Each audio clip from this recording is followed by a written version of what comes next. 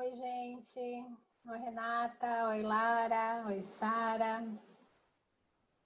Estão me ouvindo?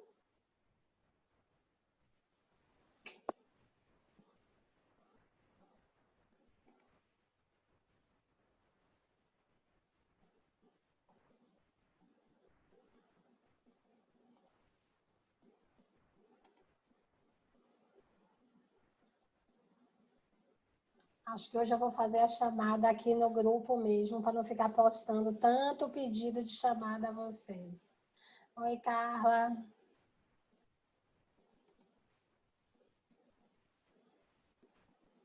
A gente já está todo mundo tão expert em aula virtual, né? Já entra todo mundo com o microfonezinho apagado. Não é graça isso. Acho que quando acabar vamos sentir até falta, viu?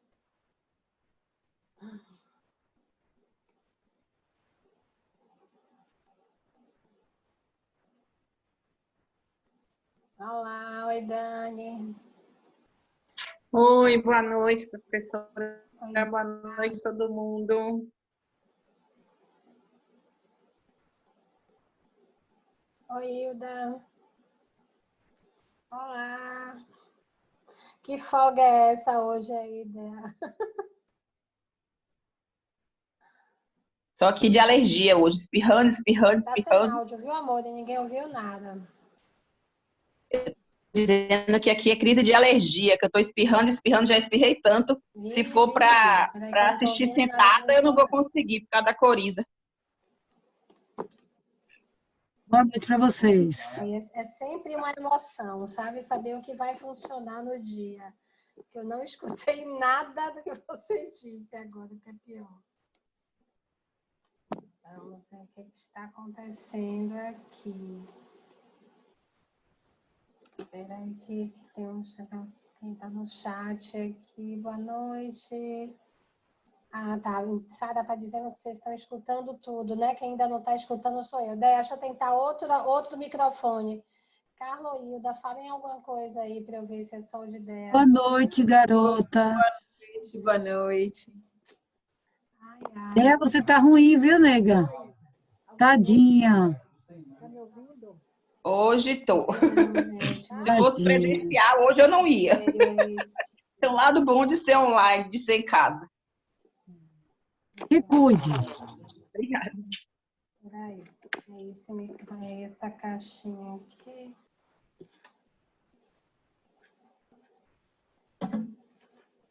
Oi, Proelen.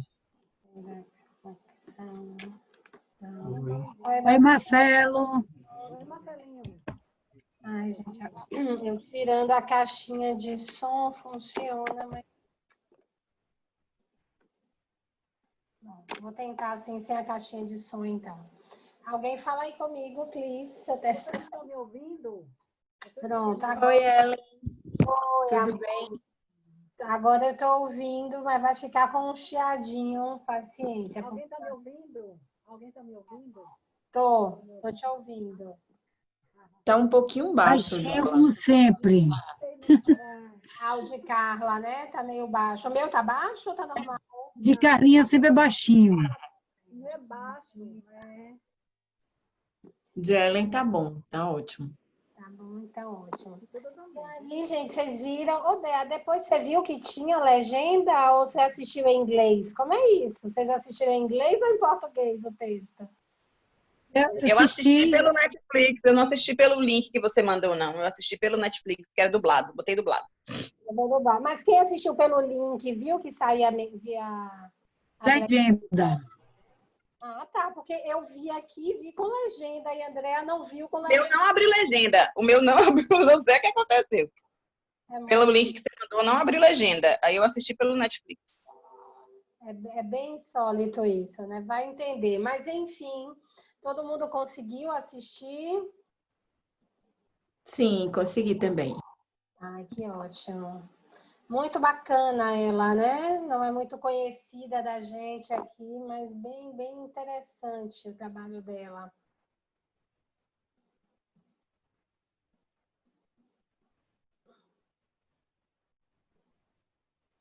Pois é. Então, em relação Só repassando, gente, amanhã, então, nós teremos a aula sobre conforto. Vocês já têm o texto, então podem não, devem ler o texto para amanhã, né? Que o de hoje é mais light, meio bate-papo. Amanhã já é um pouquinho mais de teoria, mas é de uma forma bem leve também. E amanhã também vai ser a entrega de vocês, né? Alguns já até me enviaram, algumas pessoas já me enviaram. Mas quem me enviar por e-mail, ou melhor, ao me enviar por e-mail, dá uma avisadinha no WhatsApp, tá, gente? Só para eu não me passar em olhar o trabalho de vocês. Semana que vem eu dou as notas, né? Até porque vocês aí agora já vão para já começar o trabalho final. Algumas pessoas me perguntaram, essa equipe é para o trabalho da análise do escritório de advocacia ou é para o trabalho final? Na verdade, se vocês quiserem manter a mesma equipe para o trabalho final, também não vejo problema. Eu acho que simplifica. Mas quem tiver com dificuldade em relação às equipes e quiser ficar fazendo sozinho também é uma opção, tá? Só relembrando aqui que no trabalho final vocês têm que escolher um projeto que vocês conheçam ou que vocês tenham, pesquisem pela internet um determinado número de informações, porque a gente vai... O nosso grupo, a gente já conseguiu o projeto. Tem várias plantas, só que eu não vi plantas que nem você fez, com cota e sem cota. Não precisa, não. Ah, então tá. Não precisa, não. Se tivessem cotas, eram ideais para vocês poderem analisar melhor a questão das distâncias. Vocês vão ter que mais ou menos estimá-las assim visualmente. Você precisa da planta baixa, isso tem que ter, tá? Até para vocês analisarem as circulações, as distribuições hierárquicas, os símbolos de poder. E é interessante as fotos também, para que vocês avaliem os itens que a gente vai ver amanhã, que estão na apostila de conforto, que é amplidão, nichos, equipamentos, enfim, uma série de elementos arquitetônicos que ainda não apareceu nos nossos textos. Tanto que amanhã, na aula de amanhã eu vou basicamente enfatizar os elementos arquitetônicos, porque os outros elementos a gente viu no texto de Hall, a gente viu no texto de Summer. Então, o que traz de novidade para a gente é a tentativa de análise desses elementos no espaço físico, né? E em 3 dimensões também, porque até agora a gente até viu um espaço físico em 2 dimensões, que foi a planta. Mas agora a gente vai passar a analisar isso em 3 dimensões e ver que elementos que isso traz para a gente, tá? Vou liberar aqui para a Jane. Então, gente, pois é. Então, quem não teve, como a Andrea, que tem uma planta, ela até me falou, bacana, porque já está toda detalhada, tem bastante informação, ótimo. Quem não teve essa planta, tem que dar uma buscada na internet, em algum espaço que tenha fotos e tenha uma planta baixa, pelo menos. Porque aí vocês podem falar um pouco sobre esses elementos também, né? Tendo essas 2 questões. Eu vi aqui, algumas pessoas já me passaram as equipes de advocacia. Diga, Hilda. Mas é preciso ter foto de todos os ambientes da planta? Olha, na verdade, não necessariamente de todos, mas assim, se você tiver dos elementos, dos ambientes chaves, né? Porque vamos supor, se eu fosse pensar naquele de advocacia, a recepção, a sala do diretor seria um elemento chave, talvez a diretoria, mas um banheiro, ok, não precisaria. Então vocês vão ter que avaliar. Como estamos com todas essas restrições de deslocamento, a gente vai ter que se adaptar um pouquinho, ser criativo também nessa questão, né? De como que a gente vai poder explicitar com o que a gente tem em mãos. Então, é um pouquinho difícil dizer sem ver o projeto, assim, quais seriam as áreas importantes de vocês terem imagem. Se não tiver imagem, vamos supor, no caso de André, ela tem todas as plantas. Supondo que ela não tivesse as imagens, se você mostra um corte, por exemplo, uma vista, a gente tem condições de falar do pé direito, do gesso, né? Se você tem a planta de iluminação. Acho que fica, nesse momento da vivência de vocês com o projeto, acho que fica mais difícil do que ver imagem. Eu acho que na imagem fica mais óbvio. Mais adiante, não. Vocês vão estar com mais domínio do projeto e ver uma planta de iluminação já vai com... Até porque depois desse nosso exercício, vocês vão enxergar o espaço de uma forma até mais tridimensional, né? Porque vão exatamente avaliar essas interações desses elementos. Então, vai ajudar. Então, nesse momento, eu acho que a foto ajuda muito, sabe, Hilda? Mais até do que a planta. Digamos, para essa etapa de projeto ainda de vocês. Então, para a gente começar hoje, eu peguei algumas frases assim, do texto da Ilse, e eu não sei se vocês já perceberam que tem tudo a ver com a nossa matéria, né? Acho que deu para vocês perceberem que ela também tem um pouco essa visão, né? Como usar a questão dos sentidos, da metodologia que ela usa, levando muito em conta os aspectos psicológicos mesmo, né? Do projeto, do cliente, de que ideia, né? Que ela está querendo vender com aquele projeto ali. Não sei se vocês também ficaram curiosos, eu fiquei muito curiosa de ver como é que ia ficar aquele restaurante da IKEA, né? Pois é, não está disponível ainda nem na internet ele. E como ela disse ali, que era um processo de estudo que ia levar alguns anos, né? Não são É por meses. isso que você falou, né? É toda criteriosa mesmo, porque realmente analisa todos os pontos. Eu percebi isso, porque ela é super cuidadosa, vai ao local, verifica como é feito, como é o dia a dia deles. E também, né, que efeitos ela quer atingir com o projeto. E é aí que entra o nosso grande controle, gente, do que os elementos nos comunicam. E, claro, nenhum elemento comunica algo isoladamente. Essa é outra coisa muito interessante da nossa percepção, que vocês também vão ver mais adiante em outras matérias. A nossa percepção, ela é gestáltica. Isso significa dizer que a gente só apreende pelo todo. A gente não separa, quando observa um espaço, a gente não separa elementos. A sensação que nos vem é sempre da interação de todos esses elementos. Quando eu mudo um elemento desse espaço, eu mudo toda a comunicação que ele passa também. Então, é por isso, ela fala, a gente vai ver no texto, o cliente que está usando o espaço não sabe por que ele sentiu determinada emoção, mas aquilo foi planejado. Quer dizer, quem tem que saber que emoção vai provocar somos nós. Então, para isso, a gente tem que dominar toda essa linguagem silenciosa da nossa área, né, que envolve, inclusive, as distâncias. A gente vê como as distâncias também são linguagem, como elas expressam poder e submissão, como elas expressam individualismo ou invasão. Quer dizer, até as distâncias, que no primeiro momento pode, para um leigo, passa despercebido, mas não passa despercebido pela interpretação inconsciente do espaço. Passa despercebido pela consciência.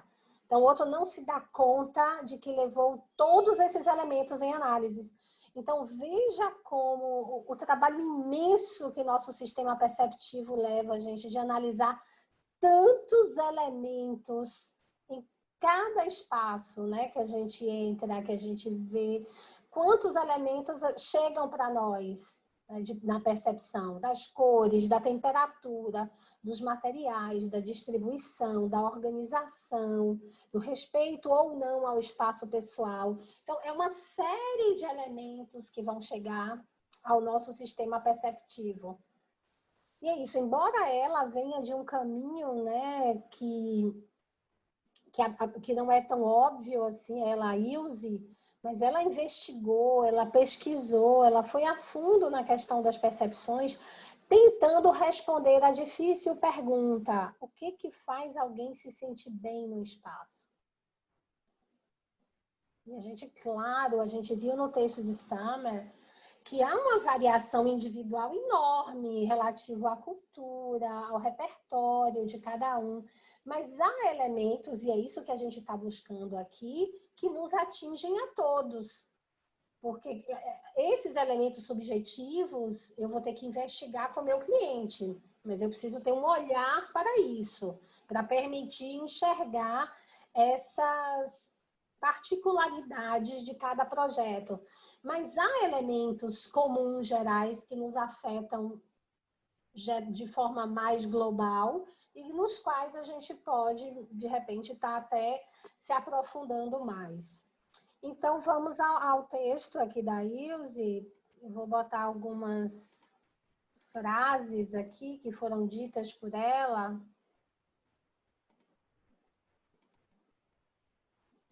Então, vamos lá. Ela começa, né, dizendo que algumas pessoas acham que o design de interiores trata da aparência normal. A gente ainda vê isso hoje, muita gente pensando assim. E talvez alguns de vocês, ao terem começado o curso, também pensassem assim. Pensassem que no curso de interiores vocês iam ver a harmonia das cores, até dos materiais, né? Como colocar cortinas, tecidos, almofadas. E sim, trata disso também. Mas com certeza vocês já estão vendo aí que design de interiores é muito mais do que simplesmente uma análise estética, né? Do espaço, no caso. A Leila está colocando alguma coisa aqui, gente. Espera aí só um minutinho. Que pena, a Vanilla não está conseguindo entrar. Bom, aí, aquilo que eu já tinha comentado com vocês, ela vai dizer, né? Passamos, isso é a realidade deles lá na Europa, 87% do nosso tempo dentro de edifícios. Então, poxa, como não pensar sobre isso, né? Sobre o impacto que essas edificações têm sobre o sujeito. E aí, onde eu acho que a Ilse vai além da análise de algumas pessoas nessa área, é que ela vai pensar no impacto de como que a gente se sente nesse espaço e também como nos comportamos. A gente começou a falar disso lá em Summer, não sei se vocês lembram, que quando a gente modela o espaço, nós estamos modelando comportamento. Nós estamos dizendo às pessoas como elas devem se comportar. Então, é muito mais amplo, né, do que tratar de algo só, isso é belo ou não é belo. E isso, óbvio, que também entra, mas vai para além disso. Então, falar desse... diga, Dea, pode falar. Você levantou a mão? Não, eu apertei sem querer. Eu fui ler, abrir o chat para ler o chat. Tranquilo. Nem sei como é que eu botei isso aqui. Do ladinho do seu nome tem aí, lower hand. Já vou bater. É que eu fui abrir o chat, peraí que acho que eu apertei de novo. Tranquilo, tranquilo. Bom, Desculpa. tranquilo. O design de interiores, para a Ilse, não é uma questão visual, é um processo mental, uma habilidade. Acima de tudo, design é uma ferramenta para acentuar a nossa humanidade, é uma moldura para a vida. Bem poético, né? Essa frase dela, mas muito bacana também. Então, que ela diz, o processo do designer, do design, é um processo consciente. Então, enquanto que para o cliente ele é intuitivo, para nós não. Eu tenho que estar no controle, né, dessas ferramentas para alcançar esses objetivos.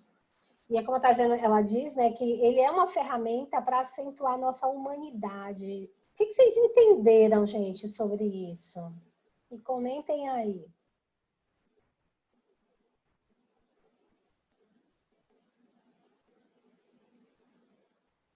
Eu acho que é a questão de pensar no ser humano, né? Como um sujeito de sentimentos, né, de sensações, e fazer algo personalizado para aquela pessoa, mais humano no sentido assim, de fazer com que ele se sinta melhor naquele lugar, tanto individual quanto coletivo.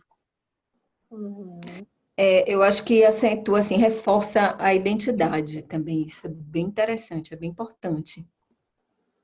A identidade, como assim? Design dá espaço, né, para poder estudar, cuidar bem detalhadamente, né, de algo que vai fazer bem para o ser humano naquele ambiente. Então, com certeza, como você falou, molda de qualquer forma, né, a pessoa naquele ambiente, naquele espaço. Então, Interessante. No final do texto de Summer, ele está até na apostila de vocês, ele, depois de muitos anos de estrada, ele vai ter uma compreensão bem interessante sobre a nossa possível intervenção no espaço. E ele diz assim: se nós nos adaptamos a qualquer espaço, por que perdermos tempo pensando em que fazer no espaço? Porque, na verdade, a gente se adapta, na verdade. As pessoas que vivem em situações muito desumanas, desfavoráveis, mas não conhecem outra, nem sabem que estão numa situação desumana, não é verdade? As pessoas que não têm saneamento, não têm moradia, ou poucos recursos na sua moradia. E ele diz, se o homem consegue se adaptar a qualquer situação, por que mesmo que a gente vai investir no espaço? O que vocês acham? Ô, Ellen, eu acho que... Renata, viu o que tá falando? Uhum. Eu acho que teve um momento da série que ela fala assim, que a gente tem que projetar no espaço, ela falando um pouco das crianças, a gente tem que projetar no espaço já pensando na mudança, já pensando na formação dessas crianças. Então, eu acho que seria basicamente isso, a gente tem que investir no espaço justamente para a gente atingir as mudanças que a gente tanto quer, entendeu? E eu acho que ela fala isso, que começa... Eu acho que ela estava falando de alguma coisa de alimentação saudável. Então, ela falava que o espaço influenciava nessa mudança de hábito que as crianças precisavam aprender desde cedo. Então, eu acredito que é um pouco isso também. Uhum. Sim, passa por aí também. E principalmente, sabe, Renata, o que Summer vai concluir é porque, no final das contas... só um minutinho, quem está falando aqui... Acho que tem a ver com a evolução cultural e crescimento do homem. Não é baseada numa situação estatística. Sara falou isso. E Carla, ela prioriza o ser humano, coloca ele como ponto principal. Sim, sem dúvida. Também dizem que algumas pessoas acham que o design de interiores é sobre aparência. Sim. Você acha também? Que é sobre aparência. Uhum. Assim, mostra negócio de decoração, mostra, assim, bota móveis dentro da casa da pessoa. Sim, Que tem mais? esse aspecto, né, Marcelo? É bem legal. Mas você concorda, Marcelo, que o espaço é capaz de fazer alguém se sentir bem? Assim, ele é importante para as pessoas se sentirem bem? Sim, Então, é isso. Então, vai além dessa questão da beleza, né? Vai dessa também ter a beleza ver com o e bem-estar etc. das pessoas, né? Bem-estar também.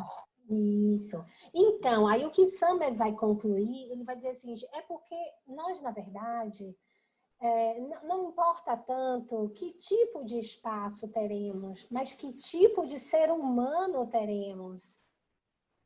Então, na verdade, a gente faz o espaço para ter o melhor do outro.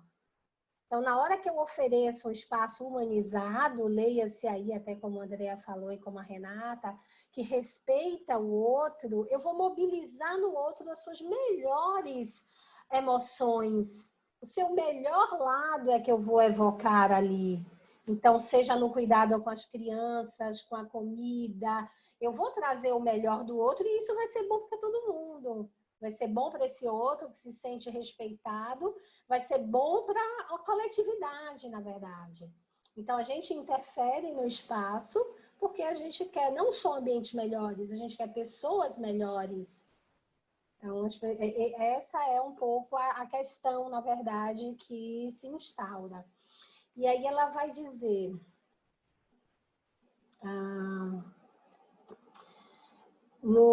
ela já nesse momento aqui no escritório dela em Londres, ela diz que o processo do projeto dela começa por estabelecer quais são as prioridades daquele projeto. E quando ela diz priorizamos as pessoas e pensamos na experiência humana no início do processo, ela já dá aqui uma dica para a gente de que essas prioridades, ela não está falando quantas cadeiras, quanta mesa, não é disso. A prioridade aqui é a experiência humana, ou seja, como é que as pessoas irão se sentir. Voltamos aqui a Summer, quando nos propõe que a nossa primeira lista, quando a gente começa um projeto, não deva ser uma lista de materiais, e sim uma lista de valores, uma lista de intenções, que ela deveria ser mais filosófica do que realmente uma lista de materiais. A lista de materiais viria em consequência disso, que é o que a gente vai ver aqui que ela sugere no processo. Aí ela diz, no processo, analisamos local, o cliente, e então criamos empatia. Porque a empatia é um dos alicerces do design. Depois desse processo de análise e empatia, é então que entra o processo criativo. Ou seja, na hora que eu vou propor soluções, escolher materiais, é um processo posterior. Aí eu pergunto a vocês, o que vocês entenderam dessa análise e empatia? O que seria essa empatia? Visto aqui nesse processo da Ilse, né? Que vocês viram também o vídeo e tal. O que vocês entendem? O que vocês acham que ela quis dizer com isso? Empatia é você se colocar no lugar do outro, né? Então, quando você se coloca no lugar do outro, você pensa assim, o que seria o melhor para ele naquela situação, né? Então, ela fala lá, porque eu achei super bacana o escritório dela, né? Com as combinações de textura, de acabamento. Aí botou lá uma pedra que é mais fria, mas aí botou iluminação mais quente, né? Então, esses ajustes aí de temperaturas, digamos assim, né? E de acabamentos, enfim, eu acho que tudo é pensando no outro, né? E ao mesmo tempo em que ela que está processando lá a ideia, pensando no outro. Então, a questão da empatia seria isso, né? De se colocar no lugar do cliente, pensando que seria melhor para ele. Sim, sim. E também porque, até mesmo antes, né, de estudar, eu sempre ouvia falar, minha irmã arquiteta, e ela falava sempre comigo essa coisa de que, primeiro, ela passava dias assim conversando com o proprietário, né, do projeto, né, antes do contrato, com as pessoas que tinha na casa. Ela foi algumas vezes, logo no início, assim, ela me falando, né? Ela foi algumas vezes em algumas casas para conversar com os donos do projeto, para analisar a, a necessidade deles, como eles viviam, né? Para poder tentar melhorar no que eles queriam a casa nova, tentar melhorar para eles ter aquele contato do que eles precisavam de uma forma melhor. Então, ter esse cuidado, né, de conferir, de visualizar, de participar. Quando eles foram lá no restaurante, né, para analisar como era que funcionava a coisa, a fila, o atendimento, essa coisa toda, né? Sim, sim. Pois é, se sua irmã faz isso, que ótimo, viu, Hilda? Isso está cada dia mais raro. Ah, sim. Mais raro, viu? E, por sinal, um desafio que vai ficar para a gente, para quem decidir fazer um projeto nesse nível de humanidade, eu vou dizer assim, é porque a exigência do mercado hoje, não só da nossa área, mas de todas as áreas, é muito da agilidade, da rapidez. né? E muitas vezes pulando etapas realmente.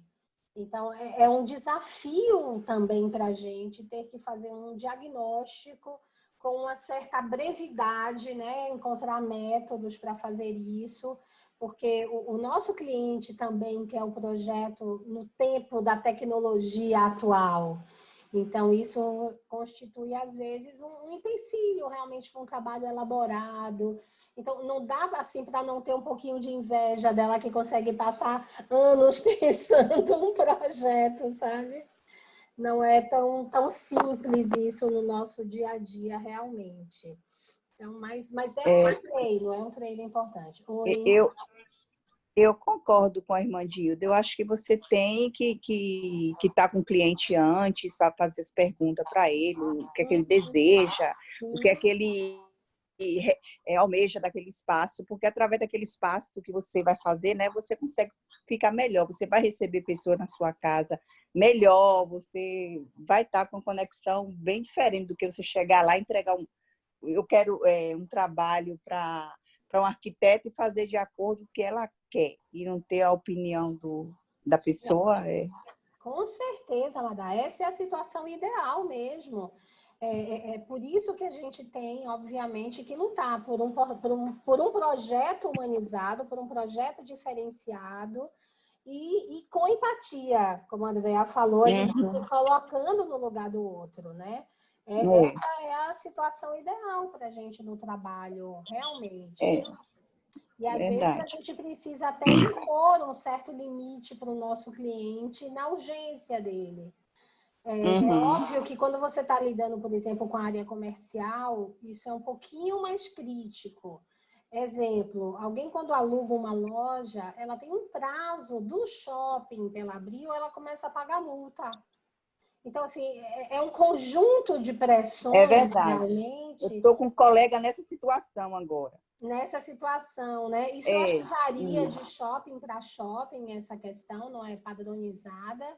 Mas, assim, são essas pressões que eu estou querendo lhe dizer que muitas vezes fazem com que a gente, não é que a gente vai deixar de pensar no outro, mas a gente tem que encontrar mecanismos para que isso seja, digamos assim, mais efetivo em menos tempo.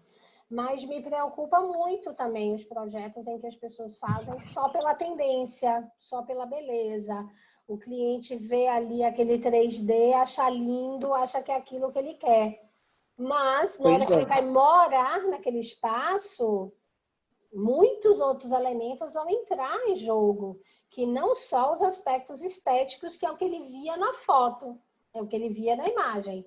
Mas a prática da vida é outra coisa. É outra coisa. É outra coisa, exatamente. A Carla vai colocar aqui, né, de que para a IUS os valores humanos são inegociáveis, sim, e botou aqui que você disse tudo, Madá. Ok, isso é por aí. Então, gente, daqui a pouquinho vai cair, mas a gente volta de novo, tá? Então, a gente já entendeu que o processo... Inclusive, ela fala uma coisa bem bacana falando disso. Vocês estão lembrando? Que ela diz assim, nós temos 2 ouvidos, 2 olhos e uma boca. Vamos usar nesta proporção. Isso quer dizer, gente, vamos escutar? Vamos escutar? A questão é essa, vamos escutar. E às vezes é o nosso ego quem não deixa, porque a gente acha que a gente é que tem que saber o que é bom. É a gente que estudou para isso. E não entende até que, na verdade, uma coisa não tem nada a ver com a outra. Eu estudei um monte de ferramentas, mas se ele não tiver também sendo resultado de uma escuta do desejo do cliente, e tem mais, não necessariamente, a gente vai discutir isso na próxima, daqui a 2 aulas. E não quer dizer que o cliente vai saber lhe dizer isso. Porque expressar o que desejamos também é uma habilidade. E nem todos têm. Então, temos que saber ouvir, inclusive, o que não é dito. Não é só ouvir o que é verdade. dito. Tem pessoas que não sabem exatamente o que quer, é verdade. Não sabem. E daí imagina quantas pessoas estão a primeira vez que fazem um projeto. Alguns até acham que sabem. Mas quando for morar nesse espaço, vão descobrir a série de equívocos que eles expressaram achando que era importante e não era. E quantas coisas mudam quando você está morando no espaço. Então, algumas vezes, a gente, inclusive, tem que contrariar o cliente dizendo, olha, isso não funciona dessa forma. Porque a nossa casuística também nos dá esse lugar, né? De poder dizer, olha, isso vai funcionar melhor dessa forma. Né? Às vezes eu vejo projetos que eu paro assim e penso, rapaz, como é que o profissional conseguiu convencer o cliente a fazer isso? Porque você vê que são situações assim tão inesperadas. E algumas vezes eu já tive feedback em 2 projetos, bem interessante isso, do profissional. Eu fiz assim, como é que você conseguiu convencer seu cliente a fazer isso? E nos 2 que eu fiquei surpresa, me disseram, eu disse a ele que se ele não gostasse, eu pagava. Olha que risco, olha que investimento esses profissionais tiveram numa ideia e numa proposta. Então, às vezes, então a escuta não é uma escuta literal. É isso que eu estou tentando dizer a vocês. Aquele cliente que conhece muito de si mesmo, que já fez vários projetos, esse até vai lhe dar uma coisa muito prática. Mas não necessariamente isso vai acontecer. Deixa eu ver o que a Sara colocou aqui. Só a experiência e o feeling. É verdade, o feeling tem tudo a ver. Tem tudo a ver com isso. Agora, a experiência super ajuda, Sara. Mas, às vezes, também está em conexão com o outro, a empatia. Ajuda também a superar um pouco a nossa falta de experiência. E depois, se a gente não tem uma experiência, vocês que estão começando com design de interiores, vocês têm muita experiência de vida, só não sabem disso ainda. Então, quando a gente está falando disso tudo e vocês estão conseguindo transportar para as realidades, vocês estão já aumentando esse repertório de vocês. Tiana, você quer falar alguma coisa, amor? Oi, gente, boa noite. Eu quero só estar colocando uma coisa referente muito ao que você colocou, né, sobre a questão da escuta. Uma arquiteta, que ela é design também, que já fez um trabalho para mim, ela me relatou uma coisa que eu achei muito interessante e cabe bem nessa situação.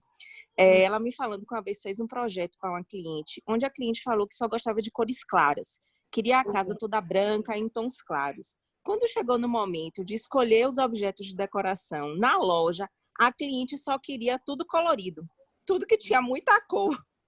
Aí foi que ela percebeu que, na verdade, né, a cliente falou uma coisa, mas não soube falar aquilo que realmente gostava. E só nesse momento que ela percebeu. Sim. Eu vejo que, daqui a pouco vai cair, mas eu vou falar por enquanto. Eu vejo que a ida às lojas com o cliente é uma super escola de quem é o cliente. Porque é ali que a gente vai ver onde vai o olhar do outro, o tato do outro, ó, os sentidos. Verdade. Porque o cliente não tem que saber tudo, a gente não tem que conhecer tudo. Então, na hora que a gente vai saindo com ele, algo que ele achava que, inclusive, não gostava, ele descobre que gosta, que é bacana, daqui a pouco ele já está, inclusive, querendo. Então, é um pouco o que eu falo, que o processo atual de design, ele reduz muito esse tempo com o cliente, na loja, na entrevista, e entrega e deslumbra o cliente com o 3D. Então, assim, talvez não seja um processo sem volta, tá, gente? Porque isso é muito mais do que design de interiores. Isso é um comportamento do nosso tempo, digamos assim. Mas eu sinto, ao menos para o design, é uma perda enorme de poder ver na prática isso que essa arquiteta relatou para você, Tiana, como que às vezes o cliente não sabia que algo ia seduzi-lo tanto, encantá-lo. Eu, inclusive, acho uma delícia ver a primeira peça escolhida pelo cliente. Porque, às vezes, você sai para escolher um sofá, vamos supor, é um dos primeiros itens que o cliente pensa, e, no entanto, ele se apaixona pela mesa de jantar, se apaixona pelo lustre, não tem a mesa, não tem o sofá, não tem as cadeiras e já se apaixonou pelo lustre. E isso, essas escolhas, esses apaixonamentos, que vão nos levando a construir quem é esse outro.